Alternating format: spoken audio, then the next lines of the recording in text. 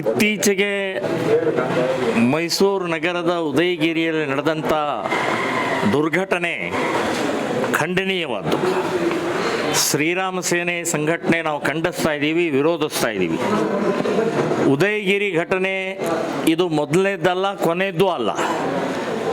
ಎಲ್ಲಿವರೆಗೆ ಕಾಂಗ್ರೆಸ್ಸಿನ ಕುಮ್ಮಕ್ಕು, ಕಾಂಗ್ರೆಸ್ಸಿನ ತುಷ್ಟೀಕರಣ, ಕಾಂಗ್ರೆಸ್ಸಿನ ಮುಸ್ಲಿಂ ಕಿಡಿಗೇಡಿಗಳ ಕವಚ ಇರುತ್ತೋ ಅಲ್ಲಿವರೆಗೆ ಈ ರೀತಿಯ ದುರ್ಘಟನೆಗಳು ನಿರಂತರವಾಗಿ ನಡೀತಾ ಇರುತ್ತೆ ಅಂತನ್ನುವಂಥದ್ದು ನಾನು ಹೇಳ್ತಾ ಇದ್ದೀನಿ. ಕಾಂಗ್ರೆಸ್ಸು ಇಂಥ ಕಿಡಿಗೇಡಿಗಳು ಗಲಭೆಕೋರರ ಕೇಸ್ಗಳನ್ನು ವಾಪಸ್ ತಗೊಳ್ತಾರೆ, ಅವರು ಬೇಲ್ ಮೇಲೆ ಬಿಡಿಸ್ತಾರೆ, ಅವರಿಗೆ ಎಲ್ಲ ರೀತಿಯ ರಕ್ಷಣೆ ಸಿಗತ್ತೆ ಅಂತನ್ನುವಂಥದ್ದು ಗೊತ್ತಿದ್ದೇ ಈ ರೀತಿಯ ಕುಕೃತ್ಯಗಳು ಮೇಲಿಂದ ಮೇಲೆ ನಡೀತಾ ಇದ್ದಾವೆ. ಇದು ಒಂದಾದರೆ, ಇನ್ನೊಂದು ಈ ಮುಸ್ಲಿಂ ಏರಿಯಾಗಳಲ್ಲಿ ಅವರ ಇಲ್ಲೀಗಲ್ ಕಾನೂನು ಬಾಹಿರ ಚಟುವಟಿಕೆಗಳು ನಿರಂತರವಾಗಿ ನಡೀತಾ ಇರ್ತವೆ. ಅದು ಡ್ರಗ್ ಮಾಫಿಯಾ ಇರ್ಬೋದು, ಸೆಕ್ಸ್ ಮಾಫಿಯಾ ಇರ್ಬೋದು, ಚಾಕು ತಲವಾರ್ ಪಿಸ್ತೂಲ್ ಮಾರಾಟ ಇರ್ಬೋದು, ಗಾಂಜಾ ಇರ್ಬೋದು, ಹೀಗೆ ಅನೇಕ ಕಾನೂನು ಬಾಹಿರ ಚಟುವಟಿಕೆಗಳು ನಿರಂತರವಾಗಿ ನಡೀತಾನೆ ಇರ್ತವೆ. ಅದಕ್ಕೆ ಪೊಲೀಸ್ ಇಲಾಖೆ ಹಿಡಿತಾ ತಂದರೆ, ಪೊಲೀಸ್ ಇಲಾಖೆ ಹದ್ದು ಬಸ್ನಲ್ಲಿ ತಂದರೆ ಪೊಲೀಸರನ್ನ ಹೆದರ್ಸೋಗೋಸ್ಕರ ಈ ರೀತಿಯ ಕುತಂತ್ರಗಳು ನಡೀತಾ ಇರ್ತವೆ. ಇನ್ನು ಹಿಂದೂಗಳು ಆ ಏರಿಯಾದಲ್ಲಿ ಇರುವಂಥವ್ರನ್ನ ಹೆದರಿಸಿ ಓಡಿಸುವಂಥದ್ದು ಕೂಡ ಈ ರೀತಿಯ ಕುಕೃತ್ಯ ನಡೀತಾ ಇರುತ್ತೆ. ಅದು DG ಹಳ್ಳಿ KG ಹಳ್ಳಿ ಇರ್ಬೋದು, ಶಿವಮೊಗ್ಗದ ರಾಗಿಗುಡ್ಡದ ಗಲಾಟೆ ಇರ್ಬೋದು, ಇನ್ನು ಹುಬ್ಬಳ್ಳಿಯ ಗಲಾಟೆ ಇರ್ಬೋದು. ಒಂದು ನಿಮಿತ್ತ ಬೇಕಾಗಿರುತ್ತೆ.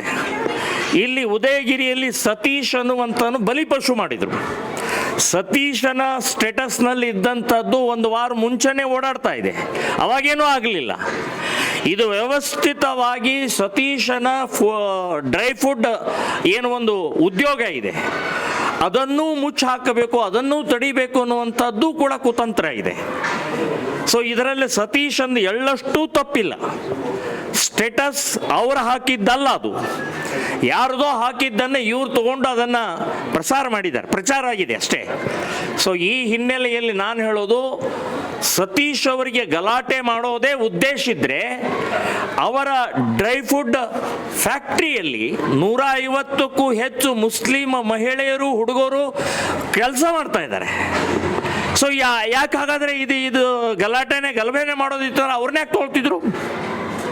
ಇದು ವ್ಯವಸ್ಥಿತವಾದಂಥ ಒಂದು ದೊಡ್ಡ ಗಲಭೆ ಮಾಡುವಂತಹದ್ದೇ ಒಂದು ಕುತಂತ್ರ. ಇದು 4 ಜನ ಪೊಲೀಸ್ ಆಫೀಸರ್ಗಳು ಯಾರು ಇದ್ದರು ಅವರು ಈ ಮುಸ್ಲಿಂ ಕಿಡಿಗೇಡಿಗಳ ಅವ್ಯವಹಾರವನ್ನು, ಕಾನೂನು ಬಾಹಿರ ಚಟುವಟಿಕೆಗೆ ಹಿಡ್ತಾ ತಂದಿದ್ರು, ಒದ್ದು ಒಳಗಡೆ ಹಾಕಿ ಕೇಸ್ ಹಾಕ್ತಾ ಇದ್ರು.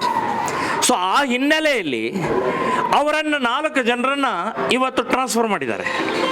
ನಾನು ಕಾಂಗ್ರೆಸ್ ಸರ್ಕಾರಕ್ಕೆ ಗೃಹ ಮಂತ್ರಿ ಕೇಳ್ತಾ ಇದ್ದೀನಿ, ಯಾಕೆ ಅವ್ರನ್ನೇ ಹೊರಗೆ ಹಾಕಿದ್ರೆ, ಅವ್ರನ್ನೇ ವರ್ಗಾವಣೆ ಯಾಕೆ ಮಾಡಿದ್ರೆ? ಏನು ತಪ್ಪು ಮಾಡಿದ್ರು ಅವರು? ಈ ಕಿಡಿಗೇಡಿಗಳ ಮೇಲೆ ಕೇಸ್ ಹಾಕಿದ್ದೇ ತಪ್ಪ? ಆ ಗಲಾಟೆಯನ್ನು 2 ಗಂಟೆಯಲ್ಲಿ ಹದ್ದು ಬಸ್ನಲ್ಲಿ ಹಿಡಿದಿದ್ದೇ ತಪ್ಪ? ಇನ್ನು 1,000 ಜನರನ್ನು CC ಕ್ಯಾಮೆರಾದ ಮೂಲಕ ಗುರುತಿಸಿದ್ದೇ ತಪ್ಪಾಗಾದ್ರೆ? ಸೊ ಈ ರೀತಿಯ ಪ್ರಾಮಾಣಿಕ ದಕ್ಷ ಇವತ್ತು ಅಧಿಕಾರಿಗಳ ವರ್ಗಾವಣೆ ಮಾಡಿ ಪೊಲೀಸ್ ಇಲಾಖೆಯ ನೈತಿಕತೆಯನ್ನು ಕುಸಿಯುವಂತಹ ಪ್ರಯತ್ನವನ್ನು ಮಾಡ್ತಾ ಇರೋದು ಕಾಂಗ್ರೆಸ್ಸಿನ ನೀತಿ. ಇದು ಯಾಕೆ ಅಂದರೆ ಮುಸ್ಲಿಂ ತುಷ್ಟೀಕರಣ, ಮುಸ್ಲಿಂ ವೋಟ್ ಬ್ಯಾಂಕ್. ನಿಮಗೆ ಇನ್ನೇನು ಬೇಡ, ನಿಮಗೆ ಸಂವಿಧಾನ ಬೇಡ, ಕಾನೂನು ಬೇಡ, ಸುರಕ್ಷತೆ ಬೇಡ, ಮುಸ್ಲಿಂ ವೋಟ್ ಮಾತ್ರ ಬೇಕು ಅನ್ನುವಂಥದ್ದು ಕಾಂಗ್ರೆಸ್ಸಿನ ನೀತಿ ನೀವು ಬದಲಾಯಿಸದೇ ಇದ್ದರೆ ಈಗಾಗಲೇ ನೀವು ಇಡೀ ದೇಶದಲ್ಲಿ ಮೂಲೆ ಗುಂಪಾಗಿದ್ದೀರಿ, ಕಸದ ತೊಟ್ಟಿಯಲ್ಲಿ ಬಿದ್ದಿದ್ದೀರಿ. ಇನ್ನು ಕರ್ನಾಟಕದಲ್ಲೂ ಕೂಡ ನೀವು ಹೋಗೋದು ನಿಶ್ಚಿತ ಅಂತನ್ನುವಂಥದ್ದು ನಾನು ಹೇಳ್ತಾ ಇದ್ದೀನಿ. ಇನ್ನು ಸತೀಶ್ ಅವರನ್ನು ಗಡಿಪಾರ್ ಮಾಡುವಂಥ ಪ್ರಯತ್ನವನ್ನು ಮಾಡ್ತಾ ಇರೋದು ತಪ್ಪು. ಗಡಿಪಾರ್ ಮಾಡಬೇಕಾಗಿದ್ದು ಯಾರನ್ನ? ಮೌಲ್ವಿನ ಅದು ಗಡಿಪಾರ್ ಮಾಡ್ರಿ.